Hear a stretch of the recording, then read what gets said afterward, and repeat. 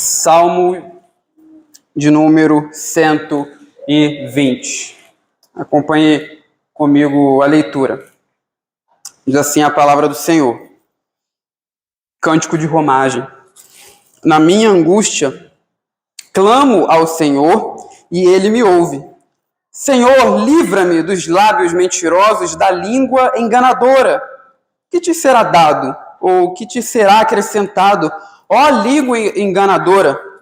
Setas agudas do valente e brasas vivas de zimbro.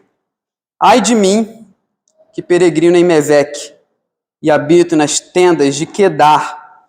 Já há tempo demais que habito com os que odeiam a paz. Sou pela paz. Quando, porém, eu falo, eles temam pela guerra. Vamos orar? Pai bendito, ajuda-nos, Senhor, na exposição da Tua palavra. Amém. Fale conosco, Senhor.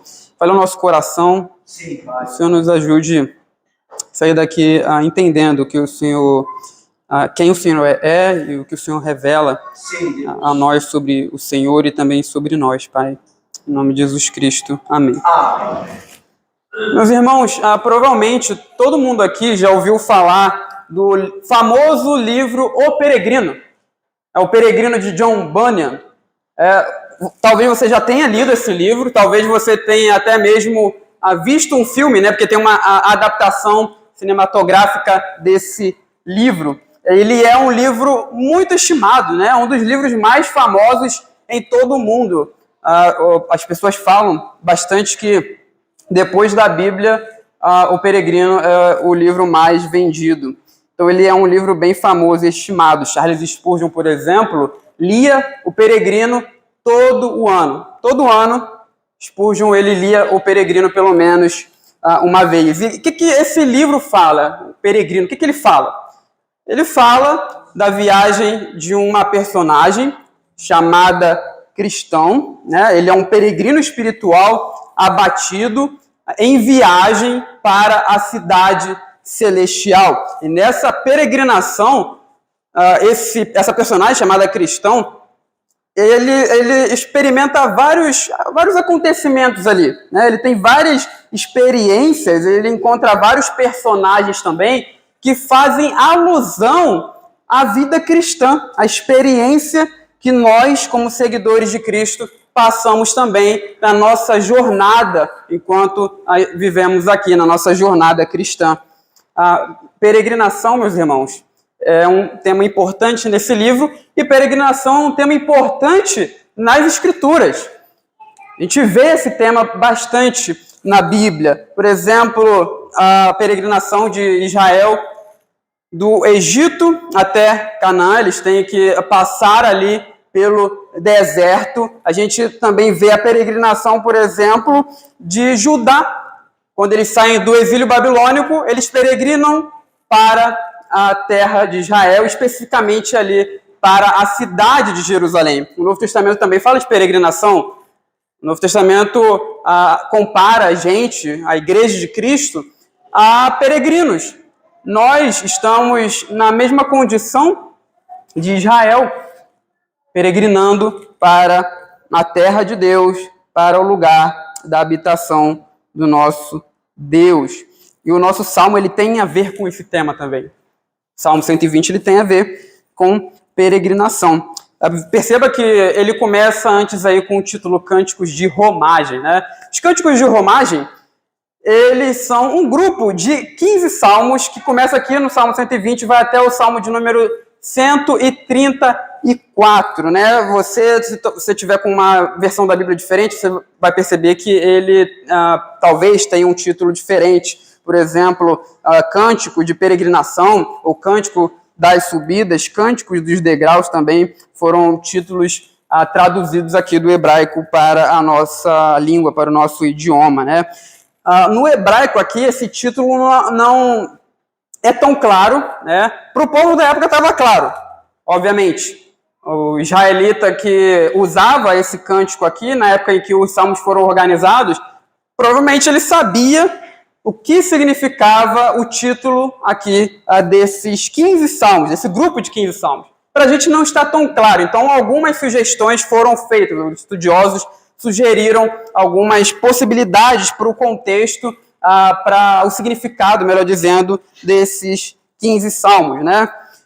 A primeira delas, diz respeito a que esses salmos, cânticos de romagem, como aparece aqui, isso quer dizer, ou tem a ver com os 15 degraus que levavam ao templo em Jerusalém. Então, conforme o povo de Israel ia subindo lá para o templo, o lugar da habitação do Senhor, eles cantavam esses salmos.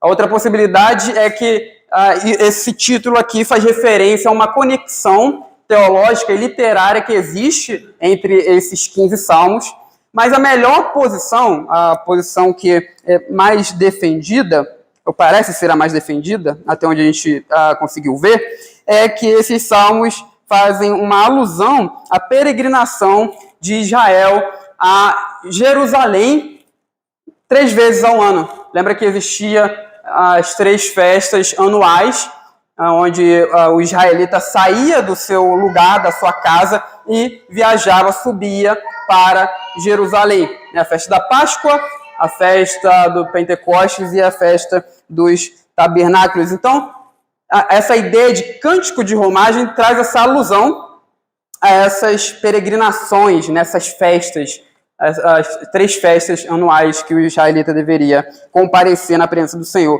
A romagem significa uma peregrinação, né? Por isso que traduziram assim. Faz referência à romaria, uma peregrinação a um local, a um lugar religioso, um local sagrado. Então, é essa a ideia aqui. Cânticos de romagem faz alusão a essas peregrinações. Da maneira como esses salmos foram organizados, pode parecer um pouco estranha, né? Veja, os salmos têm ordem, têm organização, tá? Não está tudo aleatório, tudo jogado aqui, pegou vários cânticos e jogou aqui e fez o livro dos salmos. Não, o editor do livro dos salmos, aquele que pegou os salmos que existiam em Israel, ele colocou uma ordem lógica nos salmos. Tá? Então tem sim uma ordem lógica aqui dentro desse livro, né? Mas parece aqui a maneira como eles foram dispostos, que não tá um pouco estranho, né? Porque é interessante, no Salmo 113 ao Salmo 118, começa ali um grupo de salmos que são entoados, são usados na festa da Páscoa, chamado de Halel da Páscoa. Então, o Salmo de número 113 ao 118, esse grupo, chamado de Halel da Páscoa, eram usados na ocasião dessa festa, né, quando os israelitas festejavam a Páscoa do Senhor e lembravam ali do Êxodo. Depois desses salmos vem o Salmo de número 119, né? E parece que não tem conexão nenhuma, porque nós esperaríamos que os cânticos de romagem, se eles são usados nas 3 festas anuais, que eles viessem logo após o grupo do 113 ao 118. Tá? Então parece que está um pouco estranho aqui, mas existe uma explicação lógica porque o Salmo 119 vem antes dos cânticos de romagem, né? O Salmo 119, ele fala bastante da lei de Deus, né? Tanto é que o título em negrito, lembra que o título em negrito não é inspirado, né? Mas foram colocados aqui para a gente entender a Bíblia. Então, ele fala aí no título, né? Excelência da lei divina. Então, esse salmo, ele fala bastante da lei de Deus. Veja o verso de número 1. Bem-aventurados os irrepreensíveis no seu caminho, que andam na lei do Senhor. E por aí, ele vai falando da lei, né, das promessas, da palavra, dos juízos, sinônimos para falar da lei de Deus. Então, perceba que fala da importância da lei, o Salmo de número 119. E os cânticos de romagem, eles falam da importância do templo. Então, o Salmo de número 119 está falando da importância da lei, da Torá, para se encontrar com Yahvé, o Deus da aliança, o Deus de Israel.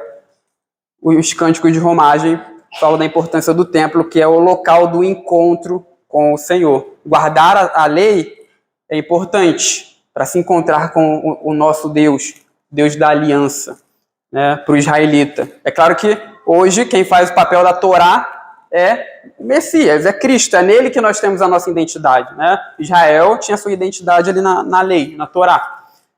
Nós temos a nossa identidade no Messias. Então, naquela época era importante a Torá, né? Tudo ali, tá? Os 10 mandamentos, as leis cerimoniais, a lei civil também, que tocava aspectos civis, era importante para o encontro com o Senhor. E o templo também é um local importante. Então, Torá e templo são símbolos da vida do povo de Deus. E existe uma questão também, meus irmãos, antes de nós entrarmos propriamente no texto aqui, uma questão que nós temos que lidar. Porque, se você prestou bastante atenção, a gente falou aqui que esse grupo de cânticos era usado nas festas, tá? Em contexto de celebração, de alegria. Mas se você prestou bastante atenção aqui na leitura, perceba que o Salmo 120 não parece um salmo de alegria, tá? O Salmo 120 não tem um tom de celebração, não tem um tom de festa. Então parece que ele está jogado aqui no meio, não, parece que está fazendo muito sentido aqui abrir esse grupo de cânticos com o Salmo de número 120, porque, na verdade, ele parece muito mais um salmo de lamento, e é assim que ele termina. Veja o verso de número 5, ai de mim. Então, a ideia aí de lamento, né? O salmista está lamentando.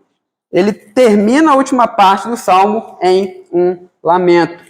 Por que esse salmo foi colocado aqui, especificamente nesse trecho, abrindo os cânticos que eram usados em contexto de celebração e de festa, né?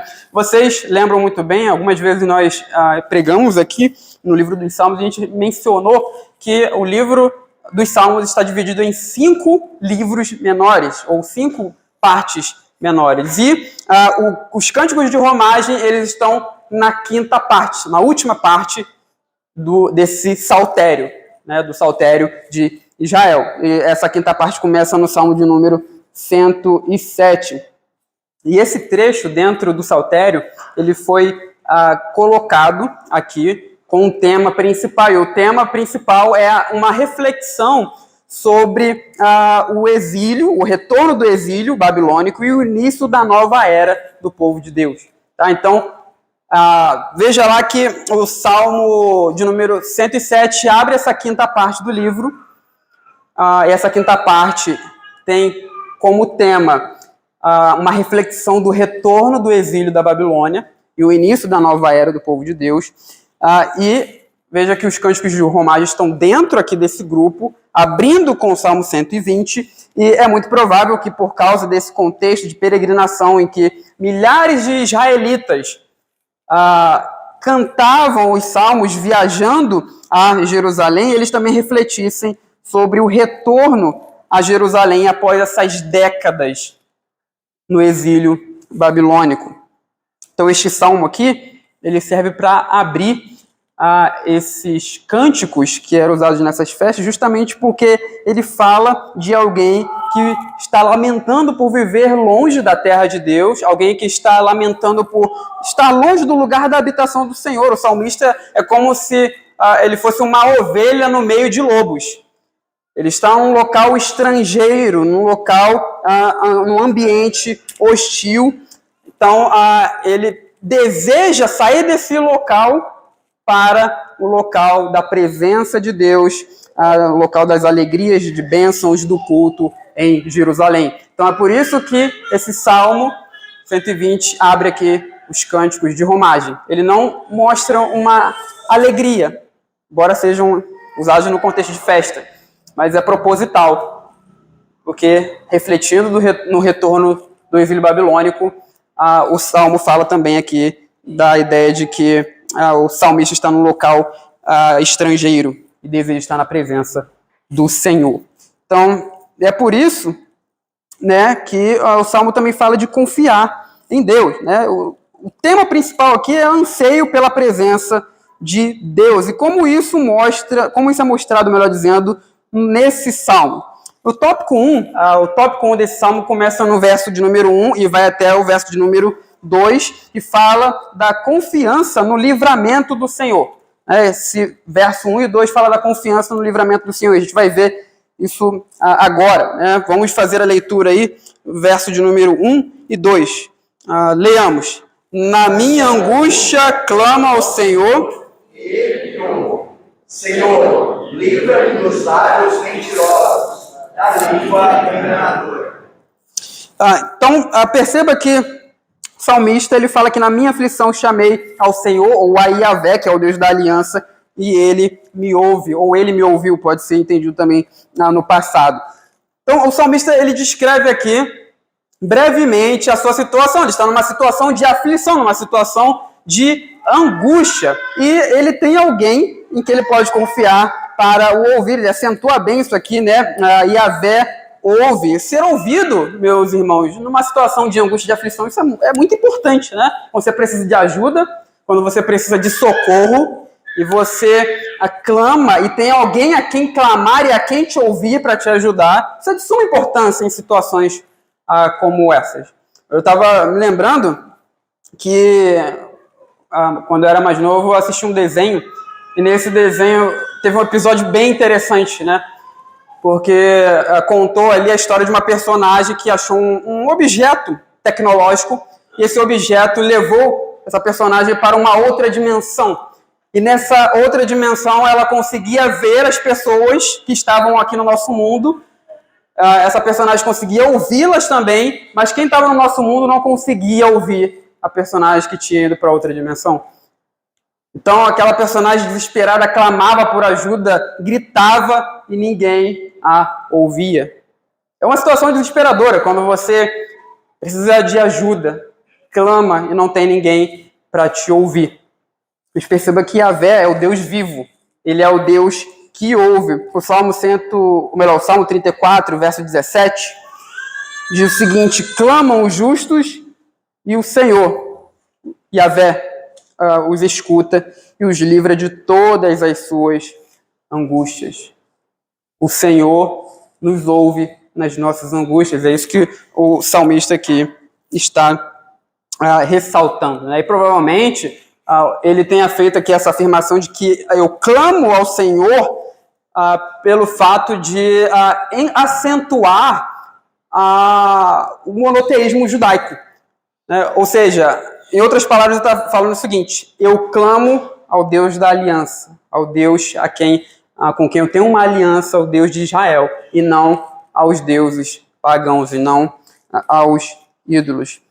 E quantas pessoas, às vezes nós mesmos, quantas vezes nós, em situação de angústia, colocamos mais a nossa confiança em certas coisas, certas pessoas, mais do que em Deus. Às vezes, o problema bate à nossa porta e a gente, ao invés de procurar primeiro o Senhor, a gente procura ajuda de homens. Isso quando não procuramos ajuda de outras coisas para tranquilizar o nosso coração. Prazeres sexuais, dinheiro, fama, são ídolos que as pessoas se dobram a eles, procurando ajuda, procurando conforto. Mas o crente que está no momento de angústia e dificuldade, ele precisa confiar no Senhor e clamar, saber que o Senhor é aquele que ouve as nossas aflições. E essa confiança, ou essa afirmação, melhor dizendo, que ele fala aqui no verso de número 1, de que o Senhor ouve, ele está fazendo uma afirmação. Isso leva o salmista também à confiança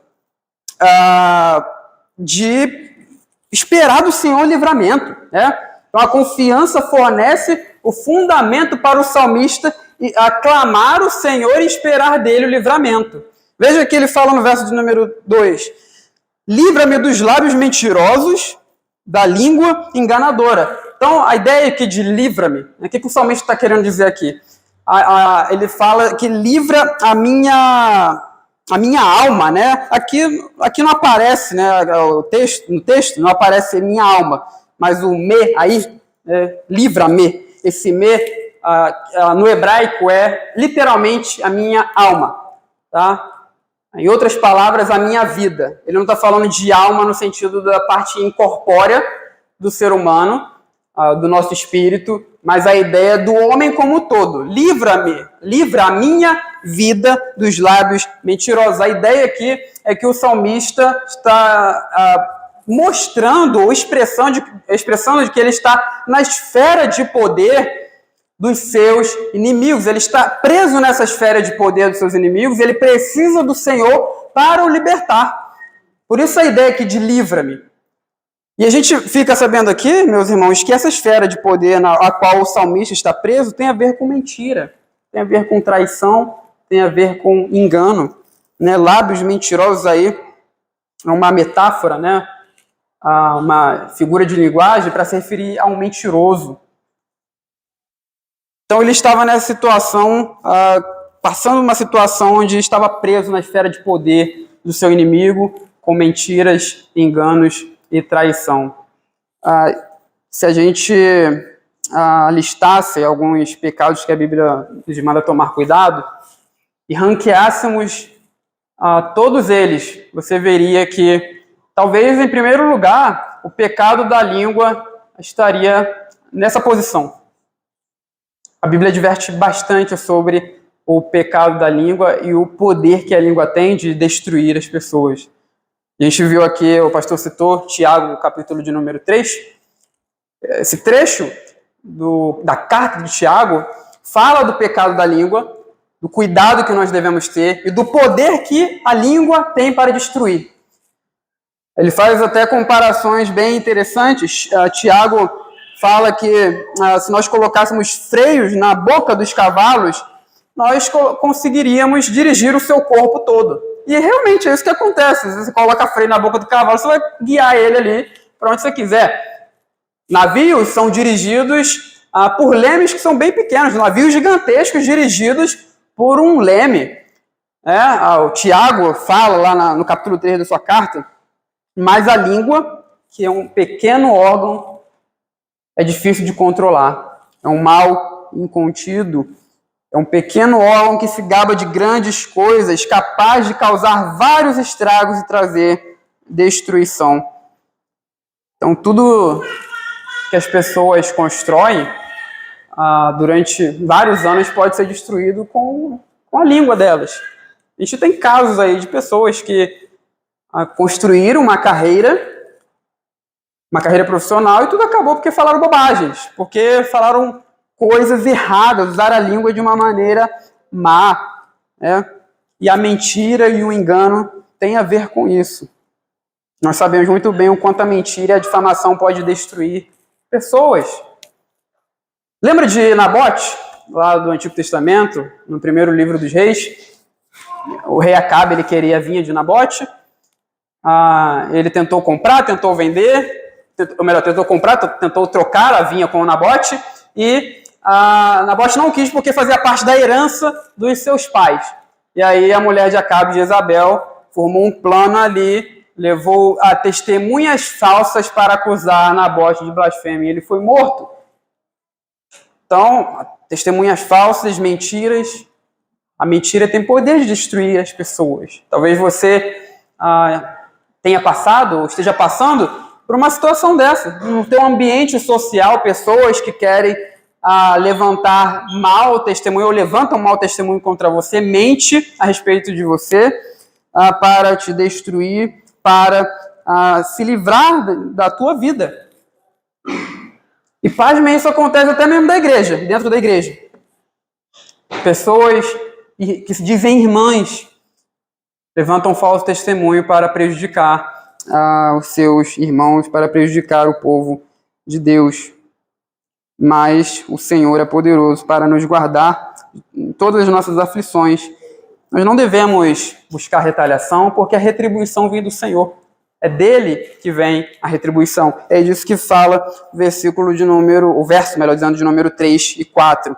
Que te será dado, ou que te será acrescentado, ó língua enganadora, setas agudas do valente e brasas vivas de zimbro. Então perceba que o tópico 1 falou da confiança em Yahvé para livrar. O tópico 2 aqui, que aparece no verso 3 e 4, vai do verso 3 ao 4, fala da retribuição do Senhor, a confiança na retribuição do Senhor. Então o salmista aqui, perceba que ele muda aqui o diálogo, ele não está mais se dirigindo a Deus, mas ele se dirige à pessoa que está usando de mentira para o destruir. Tá? Isso aqui, meus irmãos, é um diálogo fictício. Não quer dizer que o salmista estava falando com o Senhor e do nada ele parou para falar com o seu inimigo. É um diálogo fictício, retórico. Tá? Então, veja que ele, no verso de número 3, ele começa com uma pergunta retórica, né? O que vai ser dado a você? O que você vai ganhar com isso, língua enganadora? O que será acrescentado a você? Então, ele chama aqui o inimigo, esse mentiroso, a refletir sobre o destino dele, o destino que Deus tem reservado para ele. Esse destino é a punição que virá em forma aí de flechas afiadas de um guerreiro e brasas incandescentes de sândalo, né? Aí brasas vivas de zimbro pode ser traduzido como brasas brasas incandescentes de sândalo, né? O sândalo, meus irmãos, é uma madeira muito boa, né? No mundo antigo, o tronco do sândalo produzia madeira e também ele era usado também para o carvão, né? Um carvão muito bom que era usado aí com o sândalo, com essa árvore aqui. Então perceba que o salmista está falando, a retribuição virá do Senhor. E é muito interessante que a resposta aqui do salmista parece fazer alusão a alguns trechos do Antigo Testamento onde a língua é comparada com uma espada, né? O Salmo 57:4, a língua também é comparada com uma flecha, lá em Jeremias 9:8, né? Uma flecha mortífera. Então a ideia aí de que é quase a lei de Talião. A língua ela é usada como se fosse uma espada afiada, como uma flecha, ou seja, armas de guerreiro para destruir, para matar, para acabar com alguém. E a retribuição do Senhor virá na mesma medida. Tá? A retribuição do Senhor será essas setas afiadas de um guerreiro valente e brasas vivas de zimbro. Então, perceba que o salmista ele não está buscando a própria retaliação do seu inimigo. Ele está dizendo, ele está afirmando que a pessoa que está mentindo contra ele vai ganhar. Então, ele está dizendo o que Deus vai fazer com essa pessoa. Ele não está buscando a retaliação por si mesmo. E é isso que o crente tem que fazer, né? Quando nós sofremos nessas ocasiões, nós oramos, colocamos a nossa situação diante de Deus. Ao mesmo tempo, nós oramos também pelos nossos inimigos, mas sabendo muito bem que se ele não se arrepender, se o arrependimento não vier, Deus retribuirá a perseguição, a mentira, o falso testemunho, na mesma medida. Isso acontece também dentro da igreja, né? A gente tem na igreja presbiteriana aí o sistema, né, de disciplina. E a gente sabe muito bem que se alguém levanta falso testemunho na igreja para difamar alguém, se aquela pessoa não provar o que ela está falando, que aquilo que ela está falando é verdade, é ela que vai ser disciplinada. Ela que vai ser disciplinada no lugar de quem é acusado. Então a ideia aqui é a mesma, tá? É Deus ele que vai retribuir. E, meus irmãos, no verso de número 5 ao verso de número 7, nós vemos aí no tópico 3, lamento pela impiedade. Então, o que acontece aqui? O salmista está lamentando por viver longe da terra de Deus com aqueles que odeiam a paz. Ai de mim, ele começa aí com essa expressão, ai de mim, que peregrino em Meseque e habito nas tendas de Quedar. Já há tempo demais que habito com os que odeiam a paz, sou pela paz, quando porém eu falo, eles temam pela guerra. Ai de mim. Essa exclamação é um lamento claro não deve ser entendido aqui como apenas coitadinho de mim. Nós costumeiramente usamos essa expressão quando passamos por situações angustiantes, né? Coitado de mim, ou coitadinho de mim. Ai de mim aqui não é somente isso. É interessante que essa expressão ela é usada em contextos fúnebres, né? Em contextos onde pessoas estão prestes a morrer, ou em contexto também onde pessoas já morreram. Essa expressão é usada como um lamento profundo. Em Jeremias 22, 18 ela aparece. Também nos profetas existem as sentenças que começam com ais, né? Ai da nação tal. A ideia da sentença do Senhor que vem duramente e traz a desgraça sobre a nação que recebe a sentença dos ais. Então, Isaías 5, 18 ao 19 é um exemplo. Então, ele lamenta profundamente como se estivesse quase morto enquanto ele habita ali em um local estrangeiro, longe da terra de Deus, longe do povo de Deus. E que lugar é esse que o salmista descreve aqui? Ele diz que, ai de mim, eu peregrino, né? Estou vivendo longe da terra do Senhor. E ele descreve aqui esse lugar como Meseque e também Quedar, né? Meseque é conhecida como uma tribo nômade. E é interessante que essa tribo nômade, ela descende de Jafé, que foi um dos filhos de Noé, né? E ela está associada à Ásia Menor. E outro lugar aqui, que o salmista descreve, que é Quedar, é uma tribo nômade também, descendente de Abraão através de Ismael. Lembra lá que Abraão se casou com, ou teve um filho, melhor dizendo, com Agar, né? E esse filho dele foi chamado de Ismael. Ismael também teve um filho chamado Quedar. E Quedar, essa tribo nômade, esses pastores nômades, eles viviam em tendas, como diz aqui o Salmo, e Jeremias os coloca na porção oriental do deserto da Arábia. O profeta Jeremias fala que Quedar está na porção oriental do deserto da Arábia. Então, essas duas tribos nômades aqui, elas são mencionadas pelo salmista e provavelmente ele está usando aqui de uma metáfora. Tá? Ele não está dizendo que ele está em Meseque e em Quedar realmente. Até porque são locais completamente distantes um do outro. Não tem como estar em dois locais ao mesmo tempo. Tá? Ele não pode estar na Ásia Menor e lá no deserto da Arábia. Então, é provável aqui que o salmista esteja fazendo alusão a esses locais como símbolos, né? Ou seja, eu estou peregrinando em uma terra estranha. Talvez o salmista estivesse, de fato, em um local estrangeiro. A gente não sabe, não tem como saber isso aqui no Salmo. Então, talvez ele estivesse em um local estrangeiro, longe da terra de Deus. Talvez ele estivesse na própria Israel, na própria terra de Israel, mas com inimigos ali o perseguindo, ele se sentiu num ambiente hostil, num ambiente estrangeiro, ou se ele estivesse peregrinando fora ou longe da terra do Senhor. E não é uma situação agradável essa que o salmista descreve aqui. É uma situação muito difícil, tanto é que ele lamenta profundamente por viver, por estar nessa situação. Imagine você nessa situação que o Salmo quer passar. Uma situação onde você vai para um local distante, você não conhece ninguém lá, onde você não tem família, não tem amigos, não tem conhecidos. E, por vezes, quando as pessoas vão para esses locais, elas têm um senso assim, de insegurança, né? É claro que a gente deve confiar em Deus em todo momento, mas, por vezes, quando a gente está longe de todo mundo, longe de pessoas que a gente conhece, em regiões completamente, você não sabe, né, desconhecido, você não sabe quem são as pessoas que moram ali, qual é a índole dessas pessoas, o caráter delas. As pessoas ficam, de fato, se sentindo inseguras. E é assim que o salmista é isso que o salmista está dizendo, é isso que ele está passando, né? Meus irmãos, esse salmo, ele nos fala de peregrinação.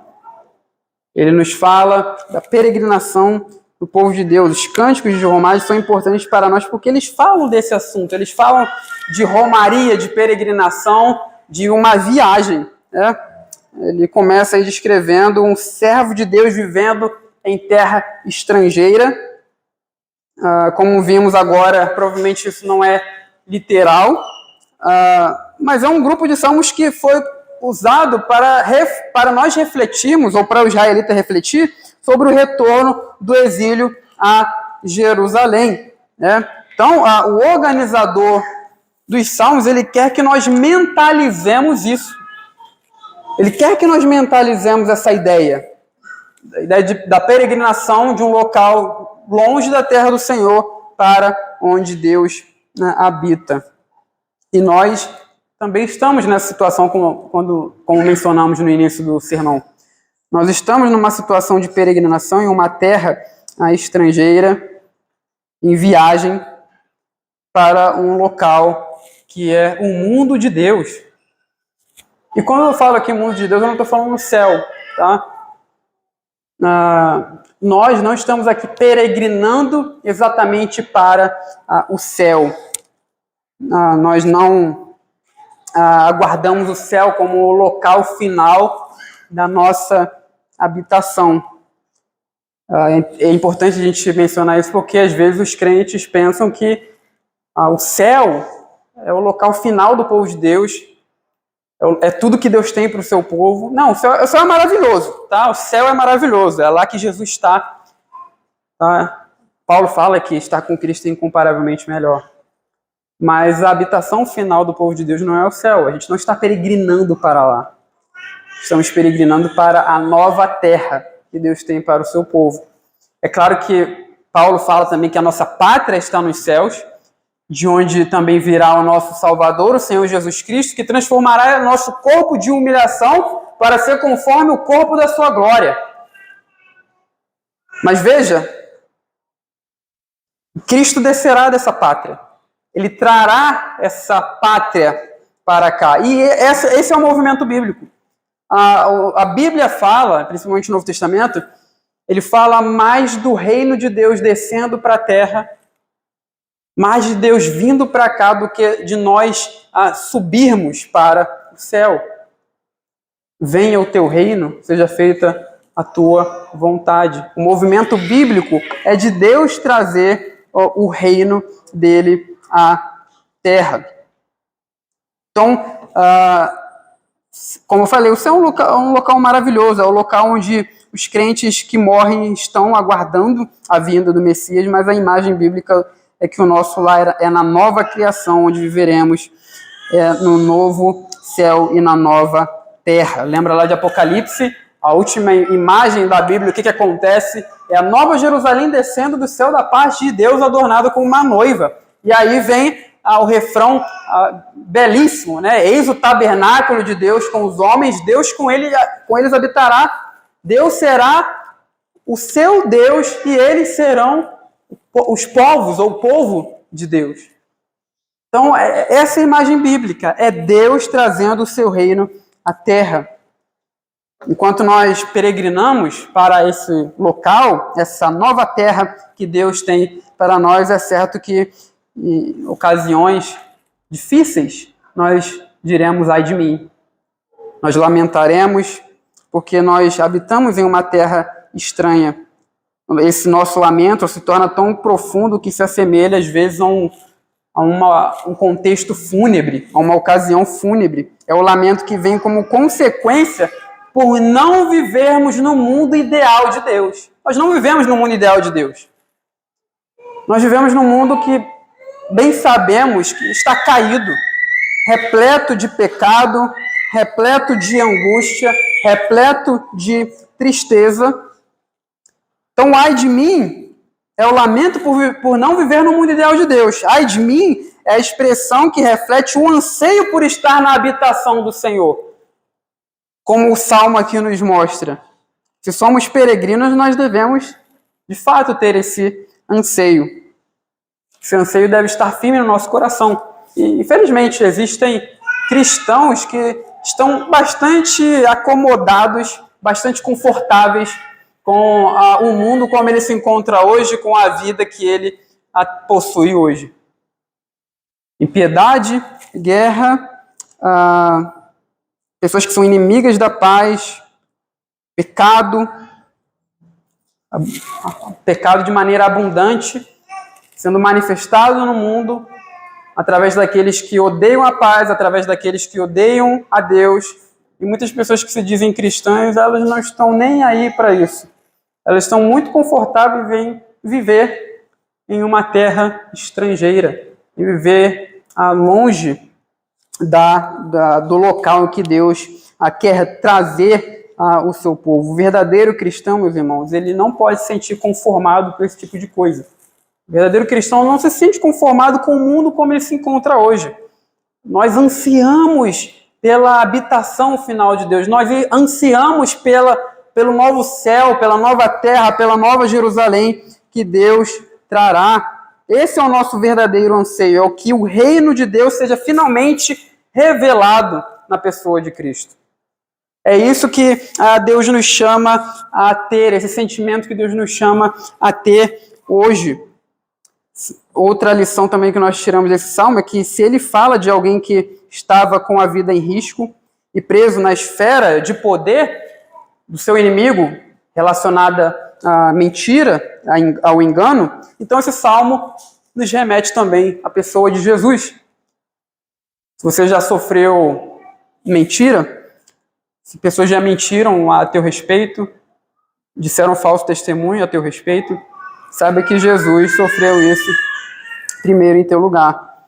Nós sabemos muito bem, pelo relato dos evangelhos, como nosso Senhor sofreu ali nas mãos dos líderes religiosos de Jerusalém, que num complô, numa armadilha, montaram um interrogatório usando testemunhas falsas para tirar a vida de Cristo.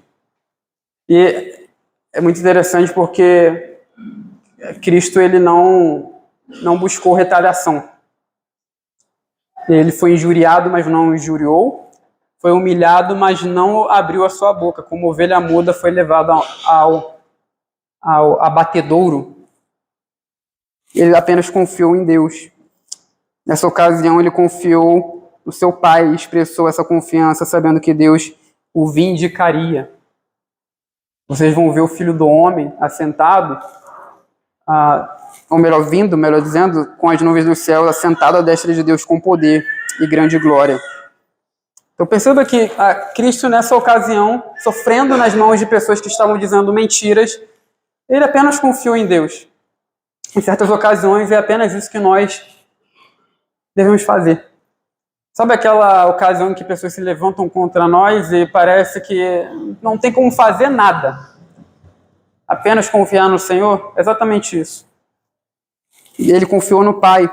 Ele sabia que o Pai o vindicaria, que o Pai o justificaria e mostraria que ele é justo e inocente. Vocês vão ver o Filho do Homem vindo nas nuvens do céu com poder e grande glória. E Jesus é um modelo para nós aqui também. Quando nós sofremos mentira, quando nós sofremos engano e traição nas mãos dos homens, a nossa confiança deve estar firme, guardada no Senhor, porque Ele é poderoso também para nos declarar inocente, para nos justificar, para nos proteger, para nos guardar nessas ocasiões.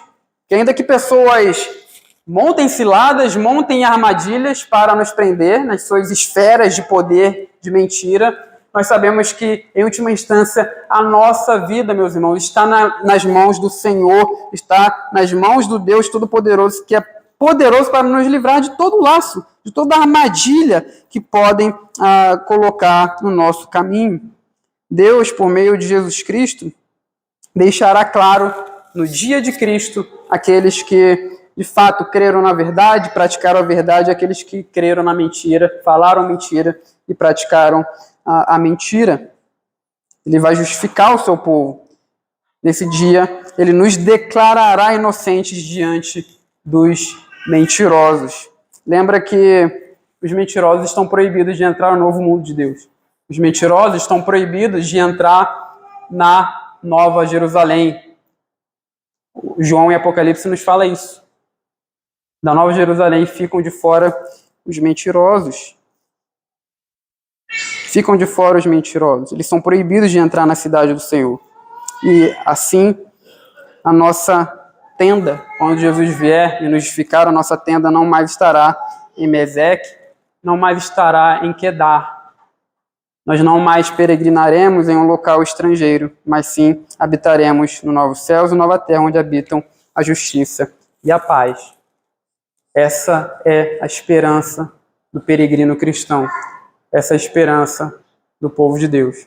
Deus nos abençoe, nos ajude a crer nessa promessa bendita de que nós estaremos de fato na terra de Deus, no local da sua habitação. Amém.